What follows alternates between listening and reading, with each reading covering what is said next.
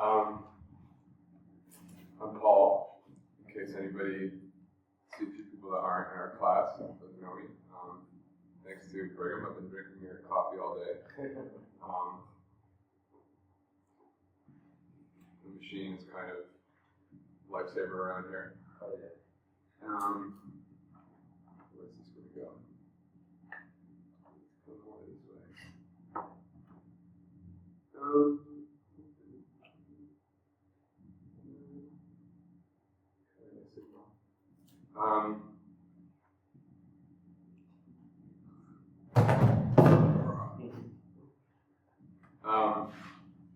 I'm going to talk in English. Is that okay for everybody? Good. Yes. You don't have another option.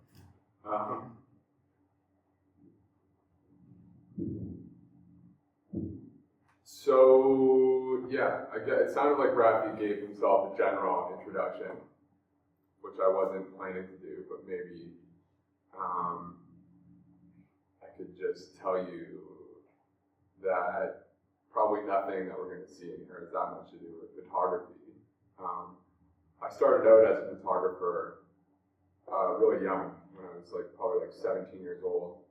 I became a commercial photographer and spent years doing that. And probably one of the coolest things that resulted in was that I managed to get out of the shitty small town that I grew up in Canada and went to a bunch of cool cities like New York and Amsterdam, where I lived for a while, and found out about art. And that's mostly what I do now. So I come from photography, and I guess we still do use that all the time, but I think probably what I do now is mostly like an expanded idea of photography, or a more conceptual approach in general. And I also write things. So I'm going to read you at least one essay. They're fun essays, they're not that academic. Well, I hope they're fun. Maybe two, depending if you're looking bored or not at the end, and show you a few things that I'm working on, or have been working on recently. And also, if you want to say something, just say it. Don't feel like you have to be really polite or wait until the end or anything. If I'm looking at the screen, you can just shout at me. So I wanted to first play you this video and then read you a kind of short essay that I first gave a few months ago. Does anybody know this clip already? This My Jeans clip? No. This is probably, I don't know. The video got like 25 million hits, but it's maybe a bit of a North American thing. But this girl's name is Jenna Rose, and she made this video which she produced herself, or her dad produced, like her mom or whatever, some rich family member, where they bought a commercially produced piece of music. Because I guess, there's whole industries, as I'm sure you know, of songwriters and producers, and people like Rihanna have really high quality producers and songwriters, and people like Jenna Rose, there's also like a low quality commercial songwriter that you can get. So this was a video that she made called My Jeans, and the whole song is about her wanting this pair of jeans that she sees in the mall. So it's kind of, the weird things going on in the video are, it's not that weird that she got somebody to pay for her to make this music video, because I'm sure if you get any American TV channels, you see reality shows with people doing all kinds of weird stuff. But it's quite interesting in the video because she's very sexualized in the video, even though she's 10 years old. She's dancing around in a mini skirt. You're not going to see that. This clip is actually just a clip that somebody made, and there's a particular line in the video. Does anybody know Little B? the rapper Little B? Well, Little B popularized this expression swag. You guys know swag? I don't know if he invented it, but I think he made it pretty popular. Probably other people would claim that too. But anyway, there's a line in a song where this like 10-year-old like white girl in like her like self-produced video, she says, "Jack my swag," which is a really funny thing. And this is a video that's just a 10-minute loop of that, of her saying that. Jack my swag, ha ha ha ha. Jack my swag, ha ha ha ha. Jack my swag, ha ha ha ha. Jack my swag, ha ha ha ha. Jack my swag, ha ha ha ha. Jack my swag, ha ha ha ha. Jack my swag, ha ha ha ha. Jack my swag, ha ha ha ha. And it does go on like that for 10 minutes. So this is the little essay. It's called Sous le Pub. Last week, and the first paragraph refers to something else, so just use your imagination. Last week, riding home from here, a little drunk, following the Saturday thought menu session, I found myself lost. This still happens to me a lot in London. It might have had something to do with being drunk. Luckily, my carrier, 3 Mobile, is the carrier best rated for iPhone use by iPhone users. And so, as I pulled out my iPhone, the 3G network beamed into my hands and produced a map that showed me not only where I was, but which direction I was facing. As I zoomed into the area where a little undulating blue beacon indicated "You are here," the screen shifted from its aerial abstraction of lines to a stitched-together mob of photographs. It took a moment to recognize where I was looking. As the photo images showed the street in daylight, the pub across the way, now spewing hammered office workers out into the bus lanes, was quiet and orderly in the images. The perfect fried chicken, now darkened and shuttered, looked to be dealing with the key of hungry punters in my handset image. As well, the upper section of the street photograph now emerged as a smaller photograph. You've seen that in Street View where you get this little thing that pops up, which I selected to reveal another static image, though one that strove less for naturalistic middle ground of the Street View. It had surely involved some editing software, as its saturation was low, almost grayscale, and contrast between highlights and shadows had been increased in what appeared to be an attempt to achieve an antique look. In a one-paragraph short story from Jorge Luis Borges titled On Exactitude in Science, a related story is told. In that empire, the art of cartography attained such perfection that the map of a single province occupied the entirety of a city, and the map of the empire the entirety of the province. In time, those unconscionable maps no longer satisfied, and the Cartographers Guild struck a map of the empire whose size was that of the empire, and which coincided point for point with it. Borges goes on to describe how subsequent generations found the one-to-one map useless and abandoned it. However, our current empire has the opposite approach. Rather than stopping at the one-to-one relation, our mapping now exceeds the territory. There's more information in the representation than the physical, as our developing deep zoom ideology dictates that all surfaces and objects recede infinitely into chains of reference and information. The effect of this overmapping is to displace the map as a correlate of experience and pass it out into the abstract field of object relations. The same effect can be observed in our capability for micro and macro mapping as well. Both particle colliders and deep space gamma ray images provide us with a richness of territory that far exceeds our phenomenological grasp, or what we might metaphorically think of as our processor speed. Sous le Pub. During the student and worker protests that erupted in France in May of 1968, there was a slogan frequently sprayed onto the Paris streets that read, "Sur le pub, la plage," under the paving stones, the beach. Read simply, it professes a belief in a natural or uncorrupted place just beneath the veneer of contemporary forms of society that were being accused of injustice, unnaturalness, and dystopia. If rioters in London today, 2 years ago, did everybody see these riots that happened in London? Basically, whole sections of the city erupted in riots kind of spontaneously. It was nominally set off by the police murdering this young black guy, but it went beyond that. It was just kind of a general riot that wasn't only minorities or poor people, but middle-class people and British, Irish, white people joined in it as well. And there was this big question of kind of why did the riots happen? So if rioters in London today wanted to update the slogan for their own condition, it would have to be something like Sur le pave, le métro. Beneath the streets, the tube.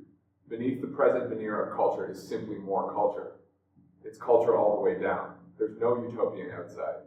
Perhaps this is why last summer's masked men and women issued no demands, claimed no slogans, and simply availed themselves of the freshest kicks at their local JD, which is like a sportswear store. One of the main things people did was smash up sportswear stores and steal Air Jordans. I object. From the Latin ab, meaning away, and jacere, meaning to throw, the term abject, literally understood then as to throw away, had its day in both critical theory and the art that reads it. However, I would like to propose a different kind of looking upon a kind of thrown away, which is not necessarily horrific, bodily, or scatological. So formally, I think the idea of the abject was this like piss and shit and blood and this bodily fluid and dirt, and I think today there's a whole other category of abject which has like a psychological dirt to it, like this, like 10 minutes of this, this stupid video repeating, which is kind of like dirty, even though it's not physically dirty.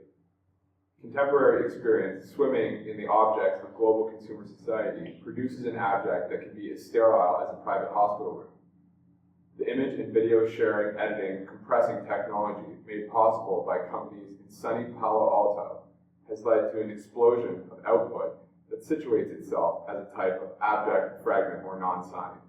So a cursory list of things that could be considered under such a terrain. Compression artifacts and video clips, fetishistic skeuomorphics, which are like when buttons on your computer look like they're 3D. Flat screen TVs from the mid-2000s. Fingerprints on your iPhone. Skype calls where it makes that like breaking up sound. Cell phone dropped in a toilet.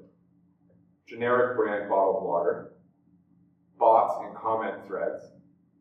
Perfectly prepared McDonald's. Smoking in a new car, oriental decor products, fake designer furniture, aerosol deodorants, ambient sound clips, TV shows about prison, and meat-flavored potato chips. From Heraclitus, the pre-Socratic philosopher, we have this dictum: essence follows operation. So how are these new abject things I've listed operating, if we can make any generalizations? To follow a particular example, we have a video by Justin Bieber called Baby. The chorus of which is simply, baby, baby, baby, oh, like baby, baby, baby, no, like baby, baby, baby, oh, I thought you'd always be mine, mine.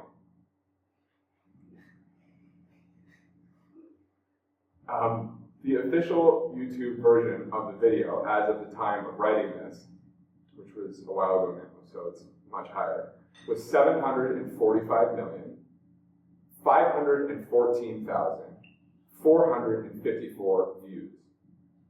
The video is 3 minutes and 45 seconds long. That means the total viewing time, if calculated successively, is 2,866,929,000 minutes, or 1,999,923 days. That's 5,455 years. If we go 5,455 years backwards, we arrive at 3,443 BCE, which is the early dynastic period of ancient Egypt, and about the time that pictographic symbols were developing into proto-cuneiform writing in ancient Sumeria. So, by virtue of a time machine, if you could send back a laptop with an infinite battery supply, because there was no electricity then, and a Wi-Fi tether into the future, and you began playing this video consecutively 745 million times, that would be finishing up about now. Although the aggregate calculation of the total time spent watching this video involves simultaneous time, multiple users watching at once, the aggregate does represent 5,455 years of time potential. For example, if you needed a hole to be dug and calculated it would take 20 hours for one person to dig the hole, you could alternatively employ 4 people to each work for 5 hours. This is the basic concept of the assembly line and industrialization. But it would reverse engineer its logic within leisure time to consider the baby video. Humanity has collectively spent 5.5 millennia listening to a mop-haired teen croon the words, baby O. This is certainly a type of abject time, a throwaway time, which founds itself within an understanding of relations whereby one's time-bracketed experience of consciousness is different only in degree rather than category from non-being. Culturally expressed through non-content, such as the baby video, I'd like to ground this kind of cognitive fidelity with the new abject as the one possible coping strategy that's advancing in response to the contemporary condition. Could it be this emptiness is a kind of reflection? I'd like to propose here a term to describe some of these experiences, as well as the artistic responses that arise from them. Riding over Tower Bridge on my bike the other day, which is the bridge in London that you see in the postcards with the big kind of like bits. You can go inside that actually, it's pretty cool. Riding over Tower Bridge on my bike the other day, I was stuck behind a city bus, plastered in an advertisement for an exhibition of impressionist paintings. The face of a woman, painted by Renoir, was bisected by the bus's heat and exhaust emitting rear engine cover. From Paris, a taste for impressionism. While enjoying the fumes emanating from this summer blockbuster, I drifted away to thoughts about the origin of the term impressionism. In Louis Leroy's satirical review of Monet's painting, Impression Sunrise, upon viewing the now canonical work, Leroy remarked that in line with its title, it was not in fact a painting, but merely an impression. To return briefly to etymology, the root of impression, impress, means to press into, while the root of impress is from the Latin pressere, a core word which named the common act of placing one's hands upon an object or surface and applying force. I would like to propose that the prefix a be added to press, and the suffixes scion and ism to form the new word appressionism. Borrowing from the cultural currency of expressionism and impressionism, the Latin prefix a, meaning without, simultaneously describes that which is without impression, and the distended psychological relation to time that is involved there.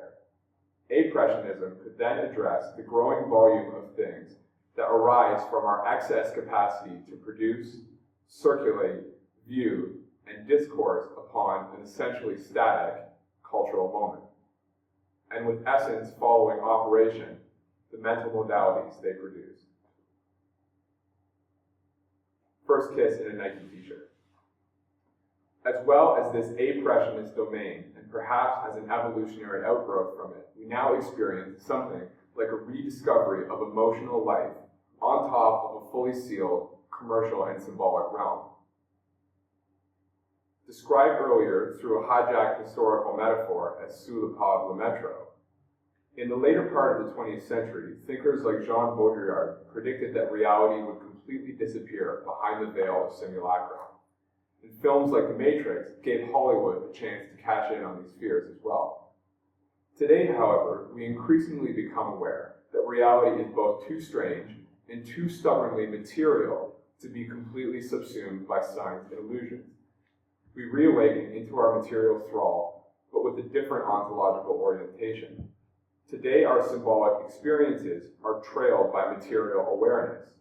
We know that server farms powering the Baby video, which we visited a few weeks ago, are run on 50% coal-produced electricity. In the States, anyway. I'm not sure. It's probably nuclear. That's correct. We know that the computer chips powering the devices on which we read these words are built by people who work in conditions that would not be tolerated in the EU. On my way to an art event in Whitechapel, I spot two teenagers locked in an embrace out front of a KFC outlet. One of them wears an oversized Nike t-shirt. The colorful logo repeated thrice in a vertical cascade. On the ground are KFC cups, no doubt full of branded cola. And as they swap their spit, they almost tumble into a battered Mercedes-Benz, illegally parked a few feet away. I have a strange intuition that the memory of that kiss, however, will not contain any of those symbolic references. That the thought order which gives form to experience is gradually rediscovering the ability to place emotion on top of this symbolically colonized, overmapped terrain. Not away from it in an idealized place separate from culture, nor at an ironic distance, but indifferently, directly on top of it. And here the thing to pay attention to is surely the style or manner of the gesture. Could it be a model for other returns?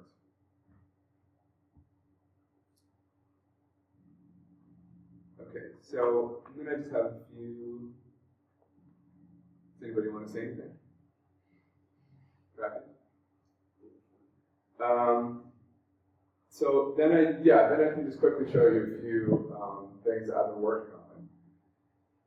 This is something I did really recently. This is a project for the. It would be great if there was like some master button where you could just like turn off like all things where it asks you for updates. Is there such a button? No, you have to do it individually. This is the project that I did for what called itself the first online Biennale, which was organized, so I represented the UK, and there was curators from all different countries. Who's the guy from Switzerland? The friend of yours from the guy, Giovanni something. It's not the artist, it's the curator. Yeah. Giovanni Carmo. Yeah. Kunst. So it was kind of like that idea of like a Biennale to have people from different countries, but instead to have it all online, but also then to work with artists who had aspects of their work that had a function online. So this project, I made 2 ebooks. This is kind of the advertising image, but I've photoshopped it onto iPad advertisements. So this basically jumps off from the starting point of my Twitter account, where I send out like text pieces, but hundreds, thousands of them. And it's just kind of like a one-way communication. It's not most people say on Twitter that they're, going to the store or getting drunk or something. But I just kind of send out these strange messages that are kind of, text works, but in a very early stage. And so, first thing that I did was, it was made available that you could download your archive. So it became a question because I've been using this as like almost like kind of like a public notebook function. This kind of line of the format being already kind of trashed. You know, it's not. You don't expect any significance to come from Twitter because everybody's using it and everybody's putting out millions of stupid things a second. So it's kind of a low threshold to put something out there, but also it just has a little bit of you know, a twist of you are making it public and it will be there forever. So some kind of point in between being like a notebook and being something that you are ready to make public. So I had the dumb idea I downloaded the archive and then cut out each of like thousands of messages individually, and then started arranging them in flows into a book that I was making. And the first version of the ebook is actually just like an A4 piece of paper folded in half, where I took the messages and searched through them all and found ones that made sense with each other or had an abstract kind of sense between each other, and started to be have relationships and rhythms that cut across the actual like 3 or 4 years in the time span of them being sent out.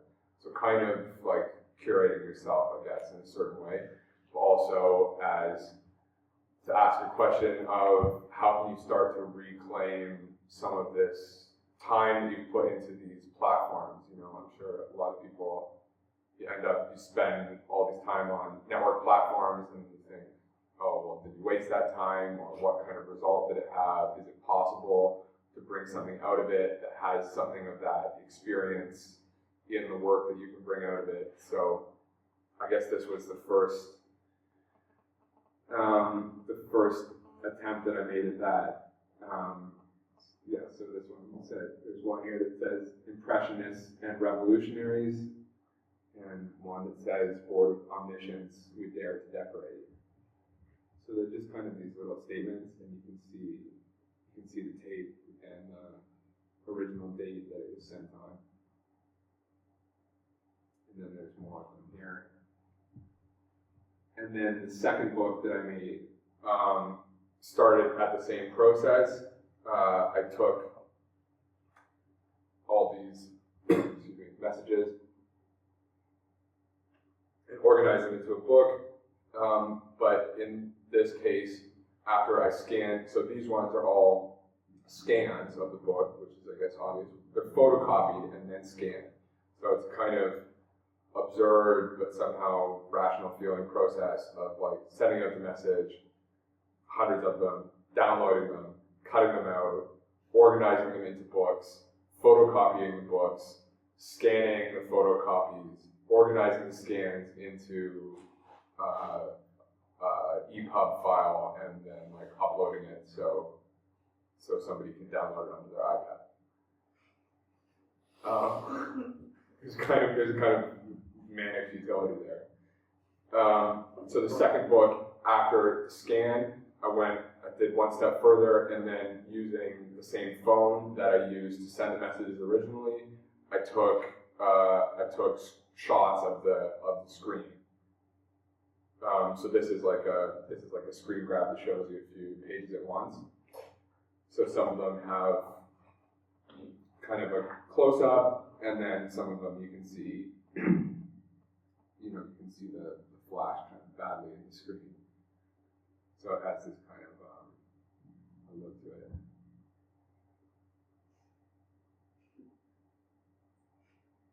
You can download this. It's free. So I guess to take one step back from there, I started working in that kind of manic, strange, ghetto way when I was doing my MA in London. And I spent all my money on tuition. Because it was like the foreign tuition, insanely expensive. I had a bunch of loans from the government in Canada, and I basically spent all my money on the tuition. It's also super expensive to live in London. So I didn't really have much money left over to make works. But luckily, I discovered in the art library, which had a bunch of other libraries in it too, that I could hack the photocopiers. So it started off as an accident, and I reverse engineered the accident. Basically what happened is there was about 5, these are the books that I'll come back to that. There you can see the photocopiers and the top-up machine down in the corner. So basically I was making a color copy one day, and you've got this card that you have to put money on, and it just kept spitting out more and more color copies. And it wasn't, the card was empty, so it should have not been doing it. And I was like, oh, this is cool. But then I didn't know why it did that. So I basically went through a process of figuring out what was going on just by trial and error, basically. And I eventually figured out that if you took this card and you put the machine at the end, you could put, like, British coins have like 5, 10, 20, 50, 1 and 2 pound denominations. But the smallest amount that you could put on it was 20. So you had to put exactly £1.20 onto the card. And then the black and white copies were 5p each. So you would take the card out of the top-up, put it in the first black and white machine, make 3 black and white copies, A4, so that the value of the card would now be £1.05. Then you would eject the card, take it down to the color copier at the end, and you had to program it so that the first color copy, the first copy that you made, was in full color at A3. And the glitch that I figured out was that with this card, it would spit the card back out at you when you had 10 cents left on the card. And the color copies were £1 each. So if you put the card in the machine with £1.05 on it, when it went to deduct the £1, it had no way to understand that there was only 5 cents on the card, because you're never allowed to have 5 cents on the card. So at that point, it would just basically give you infinite free copies. So I got back a good portion of my tuition through that method. This was a book that I made. I made a few hundred copies of this and gave it away for free. But that was also the kind of moment that I started to experiment formally with the photocopier as being something kind of between like a photographic image process and everything else, basically. So this first one has definite images in it. You can see behind, the book is made up of photocopies, and there's also sheets of acetate, and you can see, oh, it's a bit too bright on the screen there, but you can see, here's a page. So there's images of, I had images of all different CD cases, like shitty CD cases. Again, I was thinking of this kind of material that's kind of like dirty, but it's not actually dirty. It's just kind of this like garbage, but it's clean garbage that's everywhere now. So I had all these different CD cases, and then I was writing poems, and the poems are made from going on news websites like the Huffington Post. You ever go on the Huffington Post? These sites where it just shows you like everything like all on top of each other, like Britney Spears like forgets to put pants on, and then like 70 people killed in a car bomb in Baghdad, and just all of this stuff without hierarchy. Kind of this crazy non-moral like universe of what's popular online. So there's these poems underneath. This one says, Waziristan offensive, demolished by business credit. Without Steve Jobs' adorable rap trio predicts third intifada, underestimated by collective consciousness. Music therapy celebrates stagnating recovery, less than imposed expectations of critical engagement, moving at a glacial pace. Jennifer Aniston and new man confirm Gmail intimacy.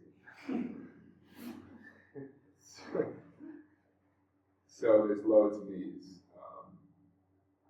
poems and images of different CD cases juxtaposed together. And so that's that book. And from there, I started working more extensively with photocopies, also working with them at different sizes, and with the kind of aesthetic of the found text elements as well. And the nice thing about making these works is that you can make them kind of anywhere, because if you're traveling somewhere, you can probably find a photocopier and a newspaper and a pair of scissors, and that's basically what it takes. So these ones were these were from a show in Miami. These were from a show in London, rather, but they're from newspapers that I got when I was in Miami, and made them there. So I guess it's pretty self-explanatory. It says real-time dies. But this is, the actual work is probably about that size that is on the wall there. So it's basically like a collage process with a photocopier. So it starts off by cutting out loads and loads of text, and then basically making little like poems, and then from there going and working with them through the photocopier and making them more formal. So in a certain way, it's like, photographing the texture and like the substance, the material that's in the paper, but it also has like a printmaking logic to it, because by the time it gets to this stage, it's gone through the photocopier probably 20 or 30 times, flattening and collaging different bits into it. And then the final stage, when you get an A4 copy, is to take it to a giant photocopier and blow it up to A0. And there's another one that says Easy High. So I've made quite a few of them in other languages too. I have some German ones. I didn't put any of them in. You probably find them, Rafi finds them, I don't know if he ever finds them funny or just stupid, or maybe both. I don't know what to say last. But there's also that other element of using like Google Translate to kind of like write something, which maybe somebody else has had experience with. To show you a few more things here. This is, some of you have been here. Who's been here? Yeah. This is the building that we have our studio in London. It's the old Rotherhithe Public Library. And basically, we have studios in this library now, but it's formerly a public library. I guess that's not really a fascinating story. But they closed the library. It's a totally ghetto area. It's one of the kind of remaining areas right in central London that's really kind of like run down, because basically after the war, the shit had been bombed out of this area of London because it was a dock, like an industry area. And everywhere that old stuff had been bombed out, they just built these government housing estates, which have never been like turned into fashionable stuff, even though it's very central, because they're so like undesirable. They're just kind of like really ugly government flats. So So that's this kind of area. And we managed to get our studio set up in the library. So the reason that I'm showing you the sign is because this piece, I spotted some guys in a lift truck. Thanks. I spotted some guys that had like a cherry lift truck on the street one day, and offered them some money to come and rip the sign off the old library.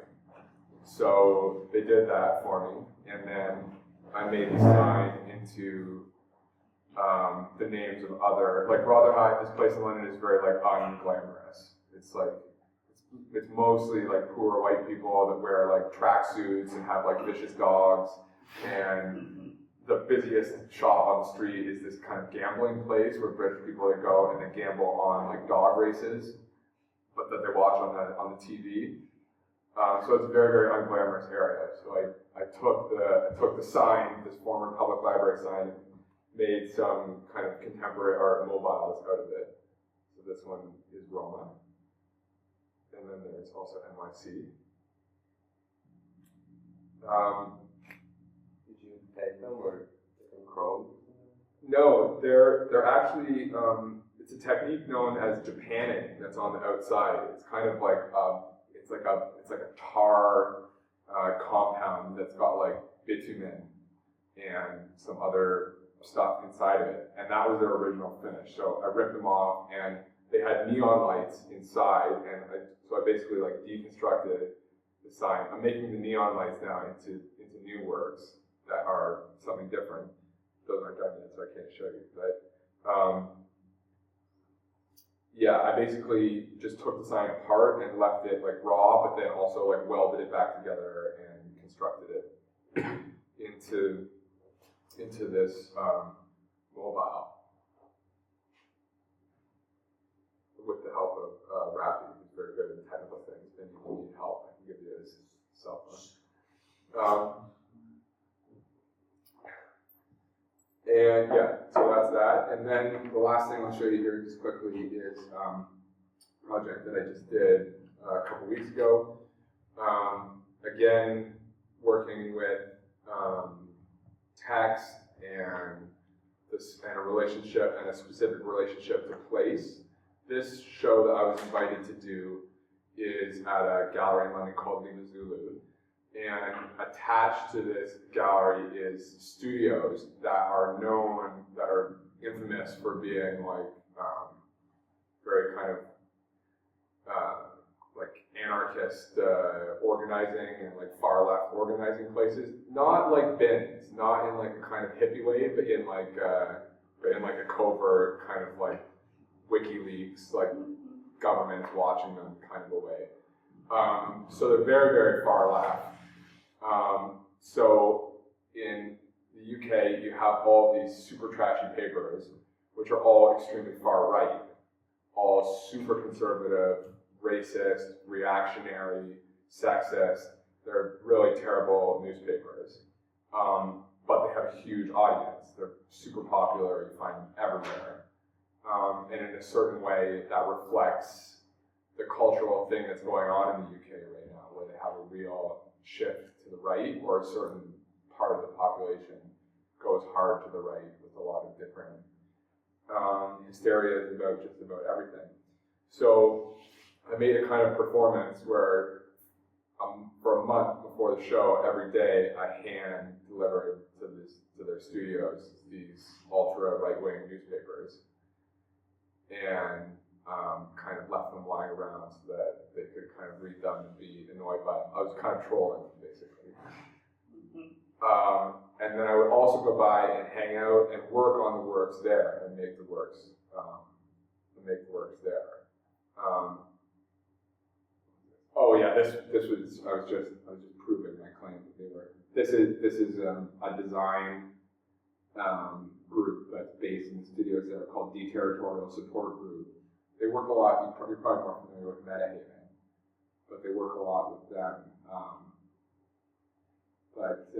Yeah, they're named by the Metropolitan Police, blah, blah, blah, ultra left propaganda machine. So that's who these guys are. So I was kind of poking them with this right wing stuff. And then so this is us at the studio, and I'd come around and kind of like try and get them to. I thought that we might end up collaborating on something. I'm not sure that we really did in the end. I mean, nothing directly. I think the performance aspect they were definitely involved in. Oh, and I did get them to write. I got them to write the press release for the show, where I asked them to each kind of, because I never really explained to them what I was doing. So I asked all the different people in the studios to give a description of what the fuck they thought I had been up to, which was quite entertaining because a lot of it was nasty. So this is us working on it there.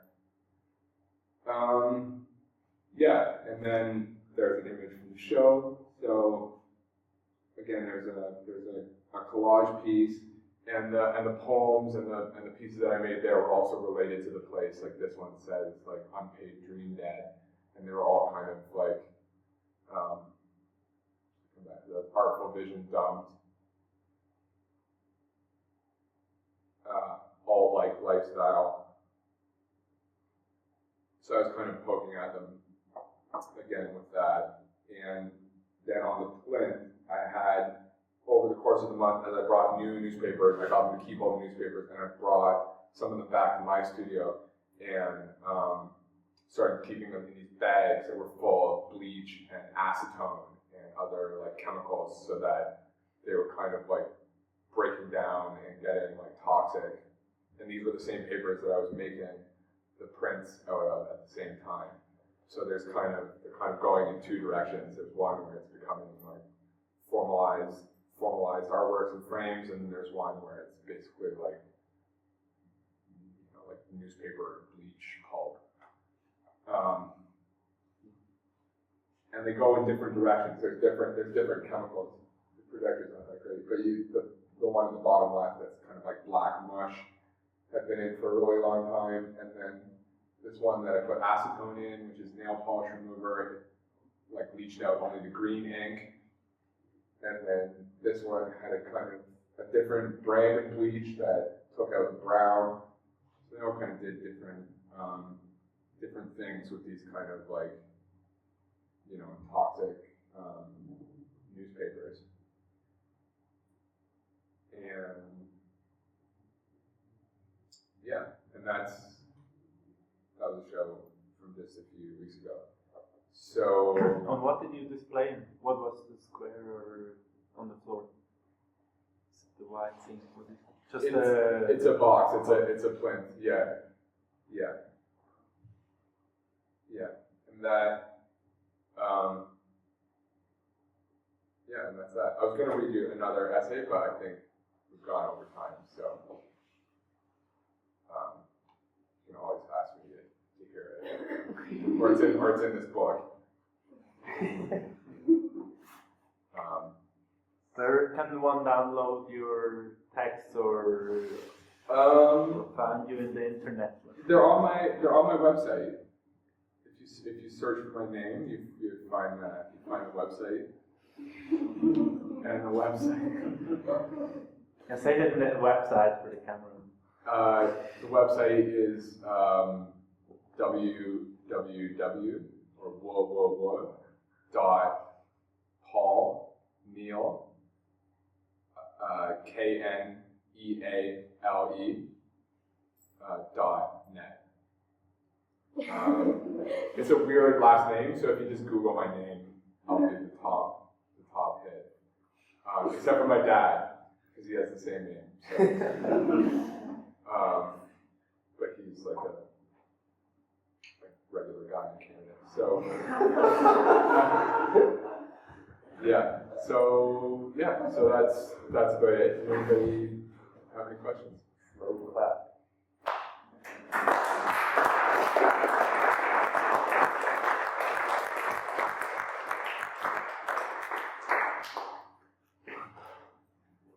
Are you going to preserve the newspapers?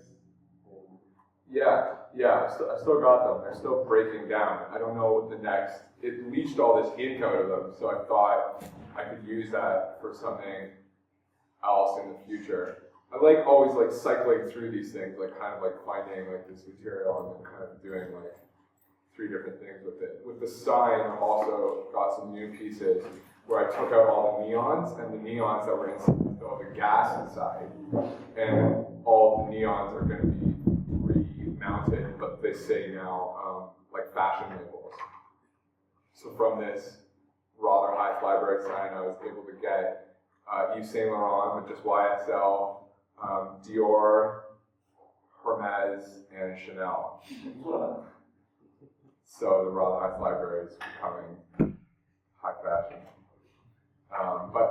Yeah, it's a good question. I like that. To me, that's, I don't know. I like reworking things and kind of going through those cycles. So I think the papers will end up somewhere else, but I don't know right